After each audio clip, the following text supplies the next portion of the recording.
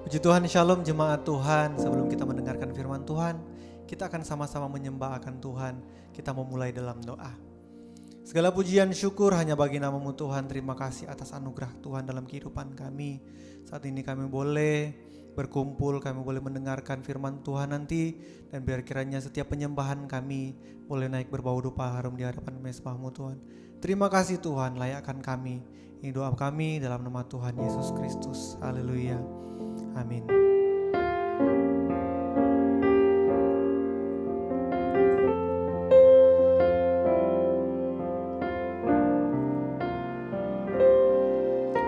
Dalam segala keadaan, waktu berlimpah maupun kurang, tetap Yesus yang mempesona hatiku. Dia beri damai dan kesempatan baru di setiap musim kehidupan. Waktu ku kuat maupun lemah, tetap Yesus mempesona hatiku. Dia beri hidup dan kesempatan baru. Sekali Yesus, selamanya Yesus. Harapanku takkan hilang, karena kasih-Nya sekarang ku ada. Oh Yesusku, ku cinta Kau selamanya.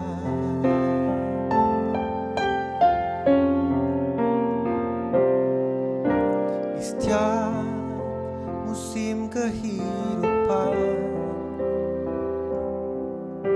waktu ku kuat maupun lemah, tetap Yesus yang mempesona hatiku. Dia beri hidup dan kesempatan baru. Sekali Yesus, selamanya Yesus. Harapanku takkan hilang, karena kasih-Nya sekarang ku ada. Oh Yesusku, ku cinta Kau selamanya. Sekali Yesus, selamanya Yesus. Harapanku takkan hilang, karena kasih-Nya sekarang ku ada.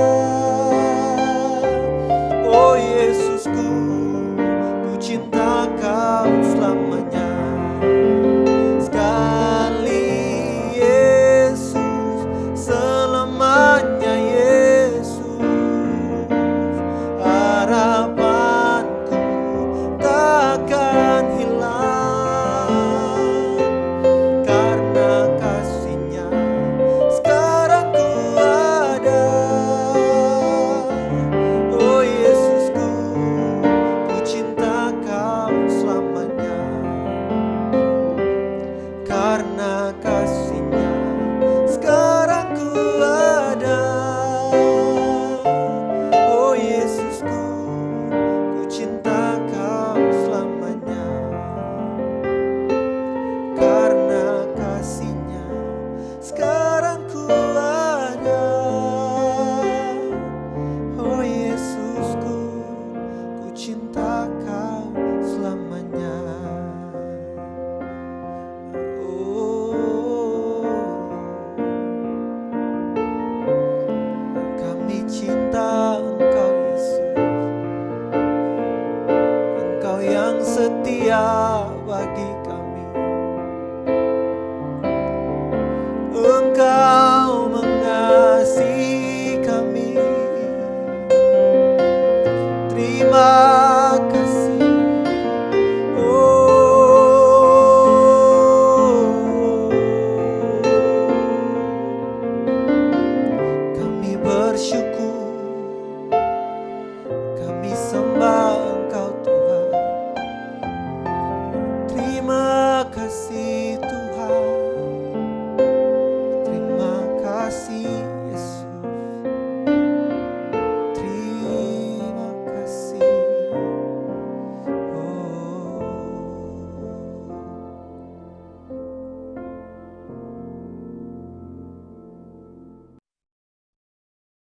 Shalom, selamat malam. Kita bersyukur kepada Tuhan sebab Tuhan memberi kita kesempatan beribadah di KKR malam hari ini. Kita bersyukur sebab Dia baik, menolong kita, hingga kita bisa diberi kesempatan mengucapkan rasa syukur kita. Sebelumnya kita berdoa. Terima kasih Bapa di sorga untuk kebaikan-Mu, untuk anugerah-Mu yang besar dalam hidup kami. Kami mempercayakan ibadah kami saat ini ke dalam tangan Tuhan. Tuhan tolong kami, Tuhan berkati kami, kiranya apa yang bisa kami dapatkan dari ibadah di malam hari ini membawa kami lebih baik dan semakin dekat kepada Tuhan. Terima kasih Bapa di surga. Dalam nama Yesus kami berdoa. Haleluya. Amin. Puji Tuhan, di malam hari ini kita belajar dari 1 Petrus pasal yang keempat, ayat 1 sampai yang kelima, pembaharuan hidup. 1 Petrus 4 ayat 1 sampai yang kelima, saya bacakan buat Bapak Ibu semua. Jadi karena Kristus telah menderita penderitaan badani, kamu pun harus juga mempersertai dirimu dengan pikiran yang demikian. Karena barang siapa telah menderita penderitaan badani, ia telah berhenti berbuat dosa. Supaya waktu yang sisa jangan kamu pergunakan menurut keinginan manusia, tetapi menurut kehendak Allah. Sebab telah cukup banyak waktu kamu pergunakan untuk melakukan kehendak orang-orang yang tidak mengenal Allah. Kamu telah hidup dalam rupa-rupa hawa nafsu, keinginan kemabukan, pesta pora, perjamuan hidup, dan penyembahan berhala yang terlarang. Sebab itu mereka heran bahwa kamu tidak turut nyemplungkan diri bersama-sama mereka di dalam kubangan tidak senonohan yang sama, dan mereka memfitnah kamu. Tetapi mereka harus memberi pertanggung jawab kepada Dia yang telah siap sedia menghakimi orang yang hidup dan yang mati di Tuhan. Bapak Ibu yang dikasihi oleh Tuhan, 1 Petrus ini ditulis oleh Rasul Petrus untuk menguatkan jemaat mula-mula di Asia kecil yang menghadapi penderitaan dan penganiayaan. Melalui surat ini Petrus menegaskan kembali pengharapan kekal di dalam Kristus dan mendorong orang-orang percaya agar tetap hidup kudus di tengah masyarakat yang memusuhi mereka. Surat ini ditulis sekitar tahun 60 atau tahun 64 sebelum eksekusi Petrus. Jadi sebenarnya ini masih sangat muda kalau dikaitkan dengan kebangkitan Kristus. Masih rentang waktu yang dekat dengan penyaliban Kristus. Dan lebih dekat lagi pada waktu Petrus berkhotbah, membuat banyak orang bertobat. Petrus menulis surat ini sebagai jawaban bagi pertanyaan-pertanyaan orang-orang pendatang yang tersebar di 5 wilayah kekaisaran Romawi, di Pontus, Galatia, Kapadonia, Asia, dan Britania dan Bitinia, baik itu orang Yahudi maupun non-Yahudi yang sudah menerima Yesus sebagai Tuhan dan Juru Selamat mereka. Petrus ingin jemaat kuat, jemaat terhibur walaupun menderita, jemaat mempunyai pengharapan karena keselamatan dari Kristus, dan berpengharapan atas kedatangan Yesus kali kedua. Mendorong jemaat bertekun walaupun menderita. Petrus berharap penderitaan demi penderitaan itu memurnikan iman mereka sebagai umat yang sudah dipilih, sudah menerima anugerah keselamatan itu. Orang-orang yang sudah menyatakan dirinya sebagai pengikut Kristus. Di tempat-tempat itu mereka menjadi orang asing, tetapi sebenarnya mereka lah orang-orang yang sudah dipilih untuk menjadi jemaat mula-mula pada saat itu. Jadi pembacaan kita tadi, ayat-ayat yang kita sudah baca adalah nasihat yang diberikan oleh Petrus kepada orang yang menyatakan dirinya sudah menerima Yesus sebagai Tuhan dan Juru Selamat. Orang-orang yang masih baru percaya. Jadi dari Yesus bangkit, naik ke surga, Petrus berkhotbah, orang-orang bertobat, sampai ke penulisan surat ini rentang waktunya masih belum terlalu panjang. Orang-orangnya masih sama. Mereka itu hidup sejaman dengan Yesus. Mereka pernah mendengar tentang Yesus. Mereka tahu ada orang yang mati di salib, bangkit di hari yang ketiga dan naik ke surga. Mereka bertobat karena pemberitaan tentang Kristus itu oleh Petrus dan rasul-rasul yang lain. Mereka sungguh-sungguh menjadi orang Kristen, menerima Yesus sebagai Tuhan dan Juru Selamat mereka. Jadi boleh dikatakan bahwa mereka ini adalah jiwa-jiwa baru, jiwa-jiwa yang baru menerima Yesus sebagai Tuhan dan Juru Selamat mereka. Petrus menulis ini, menjawab pertanyaan-pertanyaan mereka tentang masa lalu yang mereka lalui. Mungkin pertanyaan mereka ini sama dengan pertanyaan kita sekarang. Pertanyaan-pertanyaan tentang dosa-dosa yang kita lakukan sebelum menerima Yesus sebagai Tuhan dan Juru Selamat. Pertanyaan tentang hidup mereka yang dulu dan bagaimana mereka harus hidup kemudian. Pertanyaan tentang perbuatan-perbuatan mereka yang dulu dan bagaimana dan apa yang harus mereka lakukan di kemudian ini. Jadi ada batas antara setelah menerima Kristus sebagai Tuhan dan Juru Selamat dengan yang sebelumnya. Jadi sepertinya ada titik nol. Dulu berbuat ini, sekarang berbuat ini. Apa yang harus mereka lakukan di kemudian setelah menerima Yesus sebagai Tuhan dan Juru Selamat? Pembaharuan hidup. Petrus menawarkan pembaharuan hidup. Hidup mereka yang dulu dengan hidup mereka yang sudah menerima Yesus sebagai Tuhan dan Juru Selamat harus berbeda. Harus berbeda. Menerima Yesus sebagai Tuhan dan Juru Selamat adalah keputusan terbaik yang sudah mereka lakukan. Juga buat kita sekarang ini, menerima Yesus sebagai Tuhan dan Juru Selamat, keputusan terbaik. Itu anugerah. Dan kalau kesempatan mendapatkan anugerah itu ada, dapatlah. Terimalah anugerah itu. Dan konsekuensinya adalah kita bersatu dengan Kristus. Kita bersatu dengan Yesus.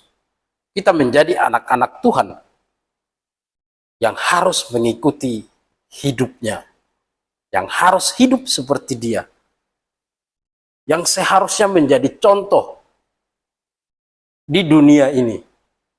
Bagaimana kita berpikir, berperilaku, berbicara dan sebagainya harusnya sama seperti apa yang sudah kita dapatkan dari Bapa kita, Yesus Kristus. Dan akibatnya, daya tarik dosa itu tidak berarti.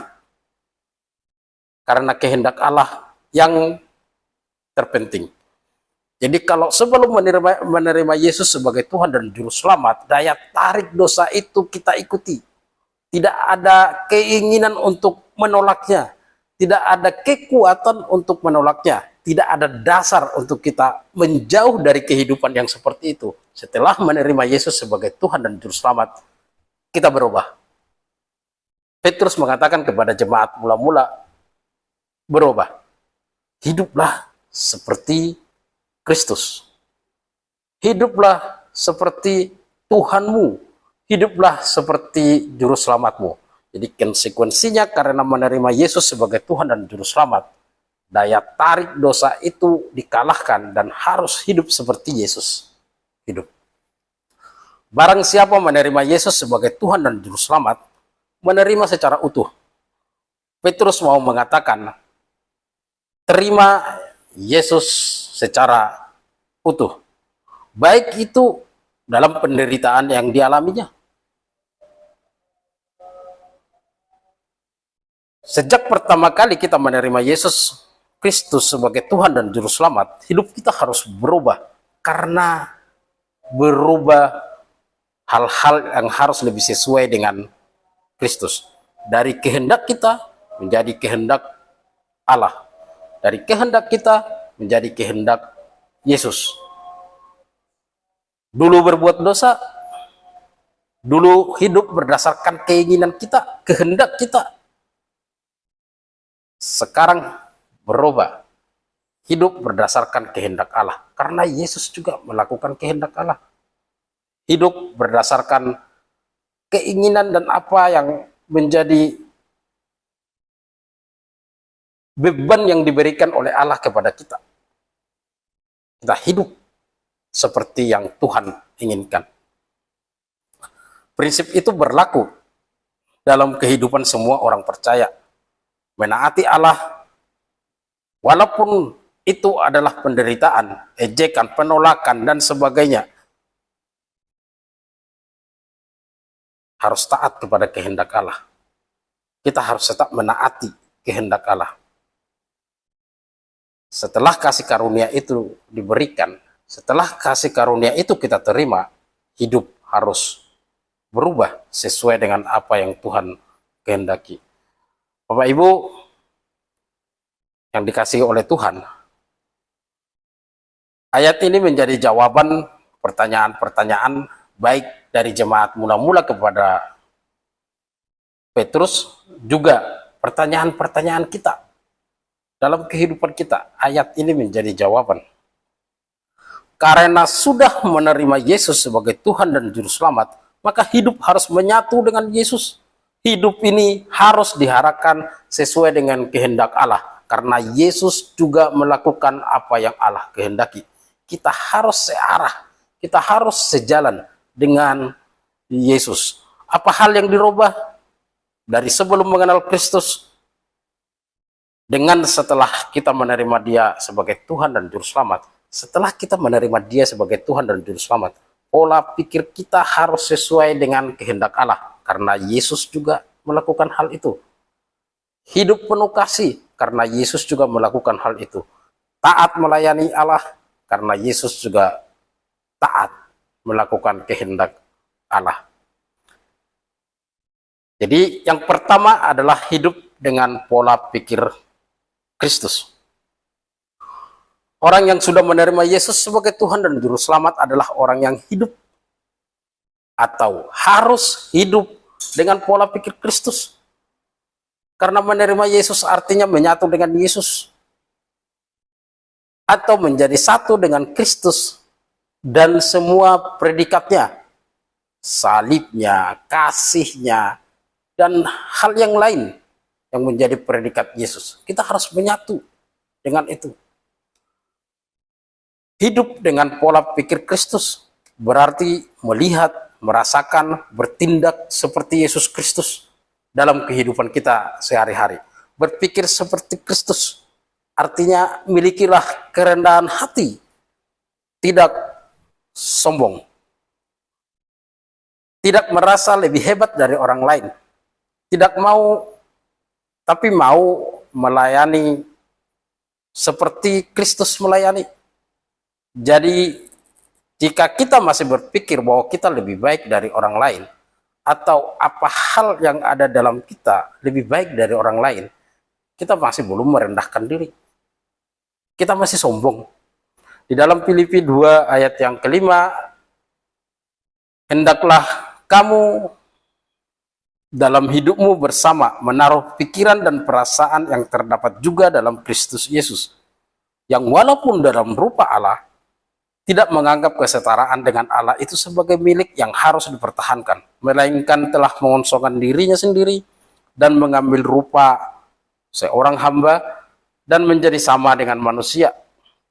Dan dalam keadaan sebagai manusia, ia merendahkan dirinya dan taat sampai mati, bahkan sampai mati di kayu salib. Dalam keadaan sebagai manusia, ia telah merendahkan dirinya dan taat sampai mati. Merendahkan dirinya dari sebuah posisi yang memiliki segalanya, sebuah posisi yang bisa mendapatkan segalanya, sampai menjadi seorang hamba. Menjadi hamba, melayani, melakukan hal yang Tuhan kehendaki. Yesus mengosongkan dirinya yang adalah Allah itu menjadi budak. Dalam kemanusiaannya, Yesus tidak merasa lebih baik dari manusia yang lain. Dia tidak merasa lebih baik dari manusia manapun. Dia menderita seperti manusia lainnya, walaupun dia adalah Allah. Dia merendahkan dirinya agar sama dengan manusia lainnya. Banyak orang yang merasa dia lebih baik dari yang lain. Saya selalu berpikir bahwa kita semua adalah sama. Keadaan membuat kita berbeda, ya. Tapi kita tetap satu, sama seperti manusia yang lain. Tuhan menciptakan semuanya sama, segambar, serupa. Jadi, barang siapa yang merasa lebih baik dari orang lain, dia sedang menghina penciptanya. Dia sedang menghina Tuhan yang menciptakan semuanya segambar dan serupa dengan dia. Menghina apa yang sudah dilakukan dengan sempurna.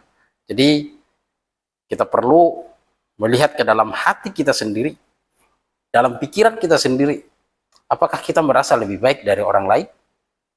Ingat, orang lain itu ciptaan yang sama dengan kita, segambar dan serupa dengan Allah. Kalau kita merasa lebih baik dari yang lain, kita sedang menghina pencipta kita. Jadi, Bapak Ibu, Filipi mengatakan, Yesus merendahkan dirinya.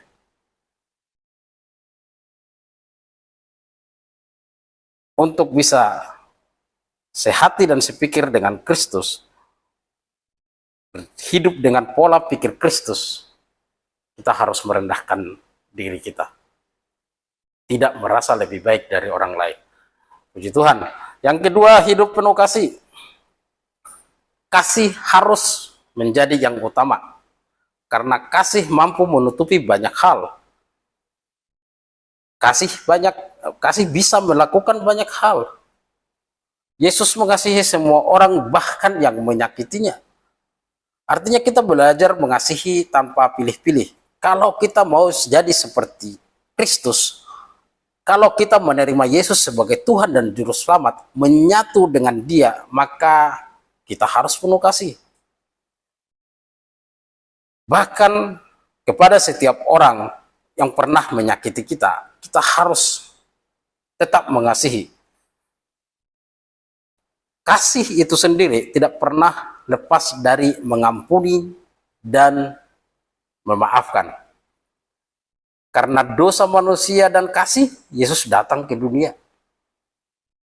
Karena dosa manusia dan kasihnya Tuhan, Allah memberikan anaknya yang tunggal.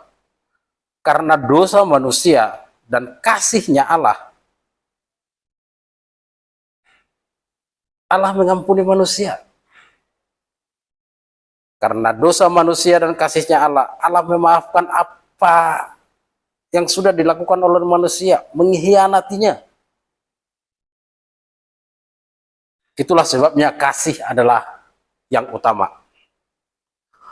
Baik dalam hubungan kita dengan Tuhan maupun hubungan kita dengan sesama saudara-saudara kita, manusia yang lain, orang-orang lain, sama.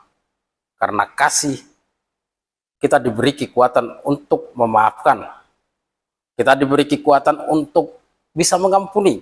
Kita diberi kekuatan untuk bisa semakin dekat kepada Tuhan, Sang Sumber kasih itu. Bapak Ibu yang dikasih oleh Tuhan, pada saat kita melakukan kesalahan kepada orang, tanpa kasih, kita tidak akan pernah bisa mendapatkan maaf darinya. Kita tidak akan pernah dapat pengampunan darinya. Pada saat kita memerlukan pertolongan tanpa kasih, kita tidak akan mendapatkannya. Semua karena kasih. 1 Petrus 4 ayat ke-8 dan seterusnya. Tetapi yang terutama, kasihilah sungguh-sungguh seorang akan yang lain. Sebab kasih menutupi banyak sekali dosa. Kasih yang terutama. Karena kasih Yesus datang. Karena kasih kita bisa mendapatkan pengampunan. Karena kasih kita bisa melayani Tuhan. Itu yang kedua, hidup penuh kasih. Yang ketiga, perubahan hidup yang harus kita dapatkan setelah menerima Yesus sebagai Tuhan dan Juru Selamat. Saya baca di ayat yang ke-10. Layanilah seorang yang lain sesuai dengan karunia yang telah diperoleh tiap-tiap orang, sebagai pengurus yang baik dari kasih karunia Allah. Jika ada orang yang berbicara, baiklah ia berbicara sebagai orang yang menyampaikan firman Allah.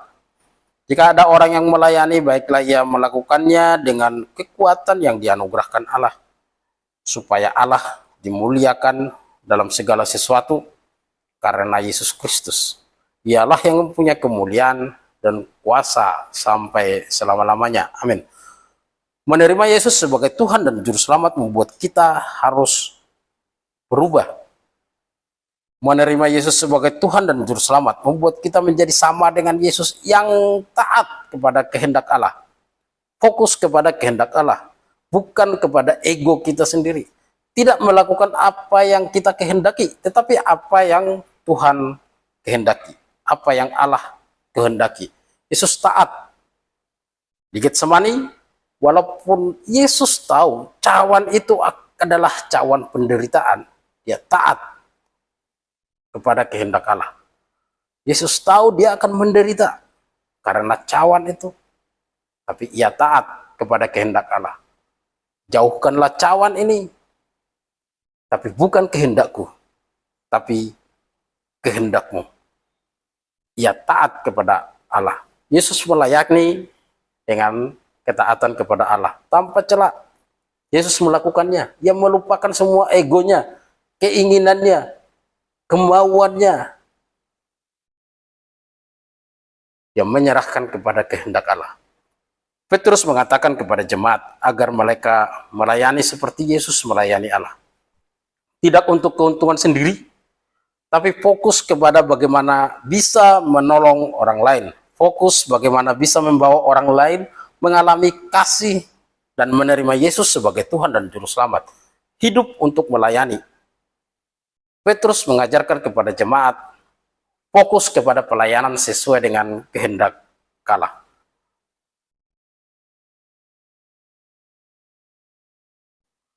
Petrus menasihati jemaat dan menjawab pertanyaan-pertanyaan jemaat, bagaimana dengan mereka, dengan dosa-dosa mereka yang dulu. Bapak, Ibu, Saudara yang dikasihi Tuhan, mungkin ini pertanyaan yang pernah kita sampaikan juga. Setelah menerima Yesus sebagai Tuhan dan Juru Selamat, terus bagaimana? Hidup saya harus seperti apa? Malam hari ini,